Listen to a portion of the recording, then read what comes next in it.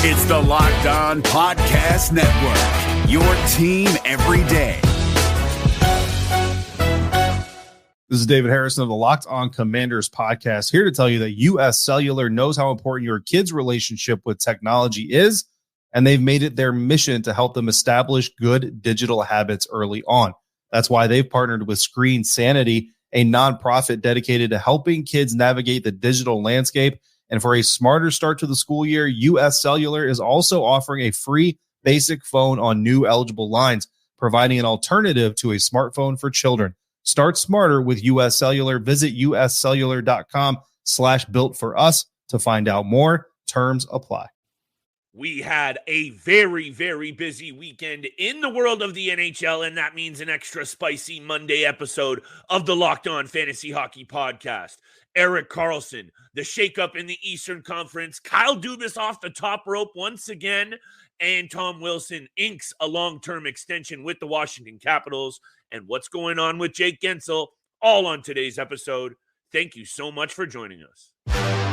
You're Locked On Fantasy Hockey, your daily podcast on fantasy hockey.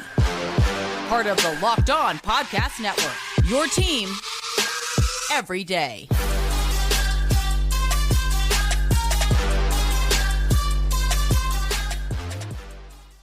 Buckle up, hockey heads, and here we go. The official push to the puck drop on the upcoming NHL and fantasy hockey season is here, and that means on the Monday episode of the Locked On Fantasy Hockey Podcast, we have everything that you need to know that's affecting your fantasy squad from around the world of the NHL newsreel. It was a busy few days over the weekend. Happy Holiday Monday to our friends north of the border who are celebrating, and our friends all around the world. Thank you for tuning in and making us your first listen every single day. On today's episode, I have a lot to get to. I am riding solo today. Steele is a little vacation bound over the weekend, but hitting the links, I believe. He is a pretty good golfer, so he's got to get that practice in. But you know I'm here getting my reps in on the fantasy realm. Tom Wilson signing the long-term extension with the Washington Capitals. His fantasy value we're going to break down. What's going on in Washington this year we have to take a very close look at, because we are going to talk about two teams on today's episode in the Penguins and Capitals, where their window for winning with these cores is shrinking. The Pittsburgh Penguins have a lot of things going on with this franchise. Jake Guentzel out 3 months. He's going to miss the start of the season. Let's analyze this with the keeper dynasty lens. Do you still keep him? I'll hit you with my takes on that. And of course, number 65, Erik Karlsson, 3-time Norris Trophy winner. I'll spit these words out, people. He goes to the Steel City in a mega swap. I'll break it all down. The pieces, 3-team deal, fantasy fallout, and otherwise. And thank you so much for joining me for the Monday episode of the Locked On Fantasy Hockey Podcast. Let's get right into this Tom Wilson news, because when I was prepping for today's show, one of the first things I needed to come on here and say about fantasy value of players of Tom Wilson's ilk and caliber, and say what you will about his ability to get under the skin of his opponent, he is the kind of guy that not only do you really want on your team on the ice, you want him on your fantasy team when he is at full tilt. He is one of those guys that usually when you look up at the standings, and I say this a lot, he is one of those kinds of guys that most GMs in the top few slots have at least one or two of. I'm talking the power forwards, the Tom Wilsons, Evander Kanes, both Kachucks. And, you know, there are some defensive pieces that do it too. Rasmus Dahlin bringing the body. Even Luke Schenn can sometimes do it. These are the pieces that winning fantasy teams have. Tom Wilson signs a 7-year, $45.5 million contract extension on Friday. He now will continue his whole career, basically, you know, being drafted by the Washington Capitals. I see him probably retiring as a Washington Capital. Anyway, that's down the road. What's now is he still holds a ton of fantasy value. And when he's healthy, he is just one of those guys that I'm telling you, again, this year, if he's healthy and he can go back to that 52-point ways that he was 2 seasons ago, 24 goals, 28 assists, 98 penalty minutes. He has 240 hits, 55 block shots. The injuries caught up with him last year, but he still brought value big time in those 33 games he was in the lineup. 13 goals, 9 assists for 22 points, 78 penalty minutes. He still managed to lead the team last year in penalty minutes. I really like Tom Wilson as a fantasy piece. My concern here, and this is what I also had to mention, is what's going on with the Washington Capitals. This is a Metro division that, we just saw what happened with the Pittsburgh Penguins and Erik Karlsson. And yeah, Jake Guentzel is going to be out. But this is a really tough division. And not to mention just the Eastern Conference in general. This is not a new thing. We've seen the Eastern Conference beef up over the last, I'd say, 2 or 3 seasons, maybe even 4, really becoming that power conference.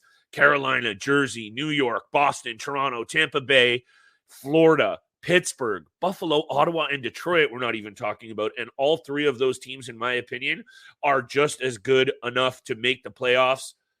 Let's get to those conversations later in the month where Steele and I will break down all the predictions for the upcoming season that you need, including awards, positional breakdowns, and of course, a bunch of mock drafts. So make sure you subscribe, drop us a 5-star review if you are listening on Spotify, Apple, wherever you at. We really appreciate the feedback, and it helps us get better and helps us feed you guys with the information to dominate your draft.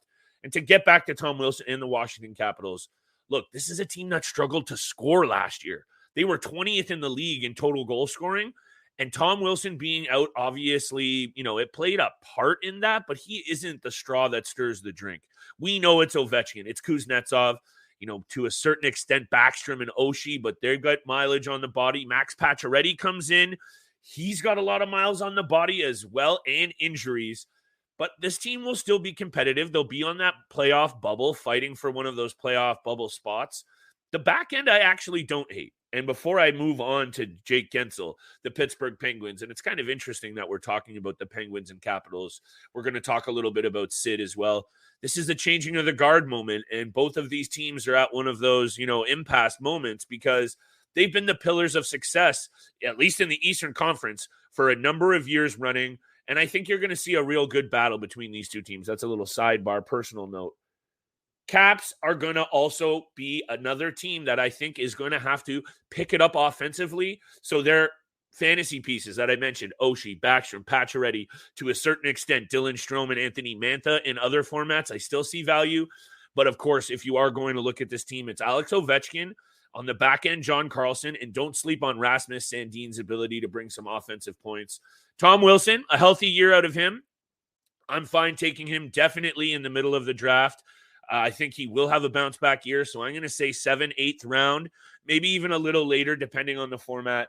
Tom Wilson, a very valuable piece. Jake Guentzel, a very valuable fantasy piece. Both, of course, for the Pittsburgh Penguins on ice success and probably a lot of GMs out there listening.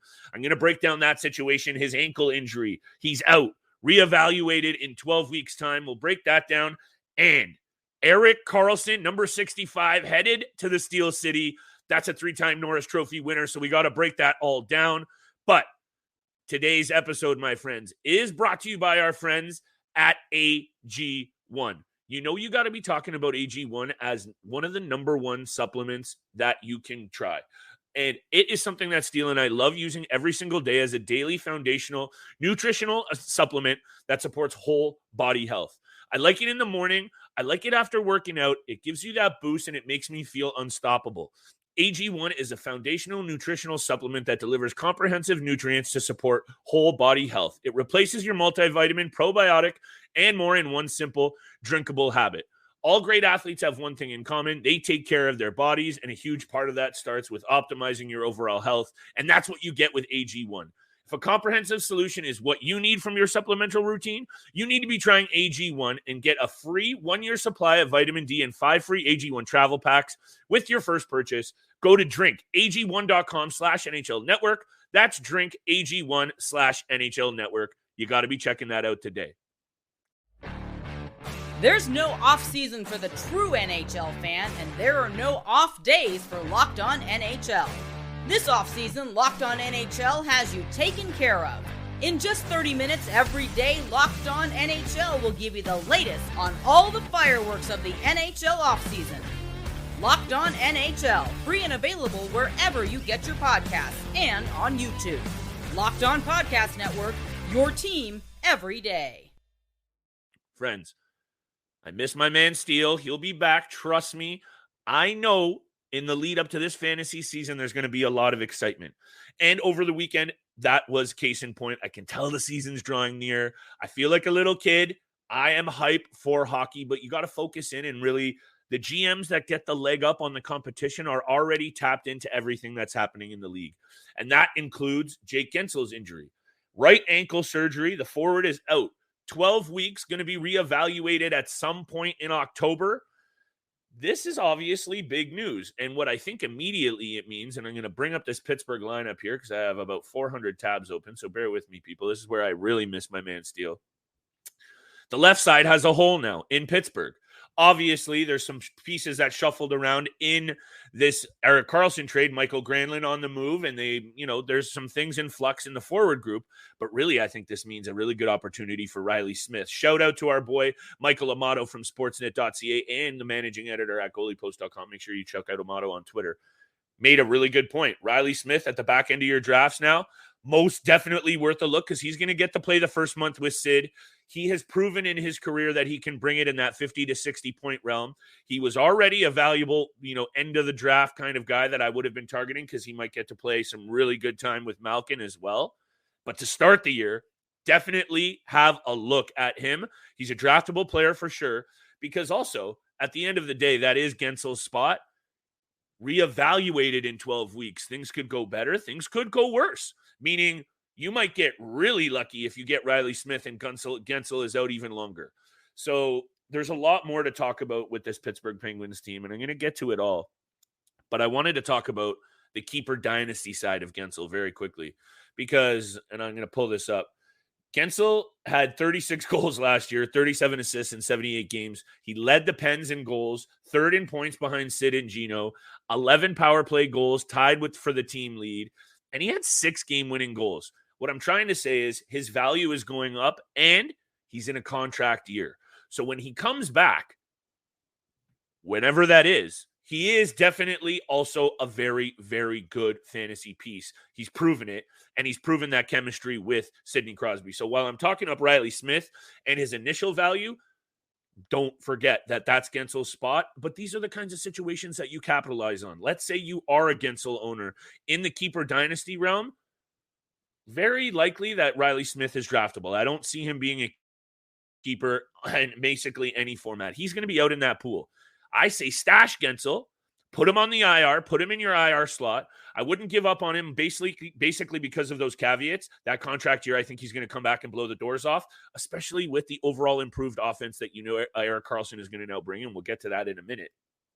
That's what I would do with him from the keeper dynasty side. Put him in the IR slot, and then maybe even go after Riley Smith. And then when Guentzel comes back, you're okay with maybe moving Riley Smith, package him in a deal. Or if you absolutely have to, you just put him on the bench and you use him as a very valuable fill-in. I look at this situation with that lens because at the end of the day, yeah, the Pittsburgh Penguins were very average on the penalty kill last year. I believe 16th, 17th in the league. Yeah, they were pretty average on the power play as well. And they were just kind of ho-hum average overall. But Erik Karlsson coming in, say what you will about the chemistry, say what you will about Letang's value, which we will get to. This makes them a better team. This makes that power play much more potent. And Kyle Dubas is working his magic, baby. And I'm going to talk about that as well because Leafs fans, do you miss your boy already? Do we miss our boy already? Holy crow, it might be a long, long year for Leafs fans. Steele tends to disagree with me on that. Anyway, we're not going down that road today. We're staying focused on the Penguins here to wrap up on Guentzel before I get to all the Erik Karlsson news and to bring it all back together. Right ankle surgery to be reevaluated in 12 weeks. I just broke down how I think you take care of him. If you are a GM owner of him in the keeper dynasty realm, keep him in that IR. Maybe take a look at Riley Smith as the fill-in. And wait and be patient because when he comes back, I think this team is improved. All the pieces, Achari and otherwise up front, they're more balanced. Ryan Graves on the back end. Say what you will about Nedeljkovic. I actually like that move on the back end. Yeah, they had to give up Casey DeSmith to Montreal. This team got better is what I'm trying to spit out. So make sure you follow those rules. Big flip laying down for you. If you're feeling it, Make sure you continue to listen to today's episode. I'll be right back after the break to talk about Erik Karlsson, this Mega 3-team deal. But I just got to show love to all of our listeners, everydayers, and everyone in between for making the Locked On Fantasy Hockey Podcast your first listen every single day. Seriously, from the bottom of my heart and from Steele's, I know I speak for him on this one. We would be nowhere without our listeners and our supporters. Even throughout the summer, you guys continue to show us love. So make sure you smash that subscribe button, hit the follow button, and continue to leave us feedback. Slide into the DMs, people. They're always wide open for all of the fantasy advice that you need. So, speaking of which, I had to leave the big news to the end of the episode. Hope you've been feeling today's Monday solo episode with your boy Big Flip Livingstone. Erik Karlsson, 3-team deal, Montreal, San Jose, Pittsburgh. My goodness, Kyle Dubas. Hats off, claps up, stick taps. Kyle Dubas has made his mark already on this team. And I just need to start with this. Pittsburgh acquires a 100-point right-handed D-man in Erik Karlsson, the 3-time Norris Trophy winner, clearing up $3 million in cap space, and they only give up a first and second in draft capital. Welcome to the Dubas era, Pens fans. That's shout out to Cap Friendly. Good follow on Twitter as well. Hashtag follow Cap Friendly. Anyway, this is one more feather in the cap of Kyle Dubas. And what I want to just break down quickly, and first and foremost, do I think Erik Karlsson repeats 100 points? No. But I think his rejuvenated sense of getting near that cup, you are going to see another really, really good season for Erik Karlsson, and I'd be very comfortable making him one of the first 5 D-men off the board for sure. He is going to be, I think, definitely that power play 1 quarterback. Chris Letang was already in the media saying he's comfortable relinquishing that role, so I don't think that's a bold take. And the power play needed to be better, but also, what does Sidney Crosby do now, freeing up some space for him in front of the net, Erik Karlsson running that point? It could work out very nicely for this Pittsburgh Penguins team. Tristan Jarry, hopefully a full year of health. The fantasy impact, I think here, his value stays right where it's at. I actually like it to go up because he is now part of such a more balanced blue line. You know, look, the Pittsburgh Penguins exactly weren't great on the back end last year as well. But Erik Karlsson comes in and solidifies what should also be, it's going to be a battle in that Metro division. Pittsburgh, Washington, the windows for winning closing that I mentioned, they're going to be going toe-to-toe, and this is just one of those moves that, of course, Pittsburgh fans, they're hyped for. They should be hyped. Montreal also a part of this deal, and they pick up Casey DeSmith, and just to shift gears, super quickly, they pick up Jeff Petrie, Casey DeSmith, and Nathan Lagar, which is a prospect. San Jose gets a first-round draft pick, Michael Granlund, Jan Ruta, and Mike Hoffman. And finally, Pittsburgh, Erik Karlsson, Rem Pitlick, a prospect, and a third-round pick. Kyle Dubas deserves a lot of credit, and I think he's already getting it. And to stay focused on the fantasy lens here, Chris Letang, he takes a hit, right? Chris Letang's value has to take a hit here. He's already come out in the media and said he's okay taking that power play 2 role. He's okay letting Erik Karlsson do his thing. Letang had 41 points last year in 64 games. And in my opinion, even though his minutes are likely to be cut, both on the power play and just overall, he's still going to carry 20 minutes in ice time a night, minimum, in my opinion, 19, 20 minutes for sure, if not even a little more. He's still a very draftable D-man, especially in formats of, let's say, 10, 12, 14 GMs. Don't forget about Chris Letang because, he's off that top power play unit. But when you take a look at the second power play unit, and especially when Guentzel comes back and they can shift around some pieces, I don't exactly hate everything that they have to offer. Yeah, Jeff Carter has got a lot to be desired, but when it comes to the offense, the hands are still there. This is going to be big things for this offense. It's going to mean big things for a rejuvenation, I believe, in Malkin and Crosby because they've seen this front office respond and they're going for it. Erik Karlsson was the biggest name out there on the market. Kyle Dubas swung for the fences and he just cranked a dinger. So we have to keep your eyes on this kind of situation because, the on ice is the on ice. But the off-ice energy that's going on in Pittsburgh right now, you can't help but love it. And I'm telling you, bringing in guys on the bottom like Noel Acciari as well. Matt Nieto's in there. They're grinders, they're greasers, but they can also play hockey up front. So this team got more balanced. Yes, the Jake Guentzel injury, obviously, that hurts, but he's going to come back motivated, like I mentioned, that contract year. Let's keep it all tight on today's episode, my friends. I hope you've enjoyed it. I hope you've been feeling the off-season content that Steele and I continue to roll out the door. Today's episode was all about the Washington Capitals and Pittsburgh Penguins. That Eastern Conference is going to be a bloodbath, and there's going to be a lot of really good teams left on the cutting room floor, on the outside looking in, but you can still tap into both of them for a lot of fantasy value. And, of course, the biggest piece that we spoke about today, Erik Karlsson. My projection for Erik Karlsson still right in that 80-point realm. I could see something like, 18, 19 goals and something like, 65-plus assists right in that realm. So you got to be keeping your eye on him in the first 2 rounds of this upcoming draft. There's going to be a lot more coverage for these upcoming drafts for all you fantasy heads out there, all in the lead up to the upcoming fantasy draft. Monday, Wednesday through Friday for the rest of August, we'll be here, then ramping back up to 5 episodes a week for all of your draft needs. Thank you so much for joining us. Make sure you continue to check out the Locked On Network for all of your fantasy needs. NCAA, NHL, MLB, NFL. The season's on the way, baby. Let's get it going.